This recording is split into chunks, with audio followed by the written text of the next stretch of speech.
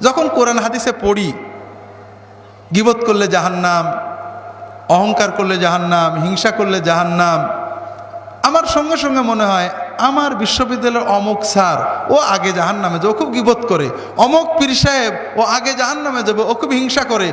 অমুক মৌলানা সাহেব ওর খুব লোভ, ও সবার আগে জাহান্নামে যাবে। কিন্তু আমি আব্দুল্লাহ জাহাঙ্গীরের জাহান্নামে যাবো আমার একবারও মনে হয় না। এটা একটা ভালো কোয়ালিটি না খারাপ কোয়ালিটি? এটা হলো ইমানের ক্যান্সার। মুমিন অন্যের গুনার চিন্তা করবে না, অন্যের গুনার চিন্তা করেছেন তো মরেছেন। কার দাড়ি ছোট, কার বউ বেপরদা করে, কে খারাপ করেছে, এই চিন্তা শয়তান একবার আপনার ঢুকাতে পারলে অমুক দল খারাপ, অমুক পীরের মুরিদ খারাপ, অমুক লোক খারাপ, অমুক গ্রামবাসী খারাপ, অমুকের দাড়ি ছোট, অমুকের বউ বেপরদা, অমুক একদম ভালো না, এই চিন্তা একবার শয়তান ঢুকালে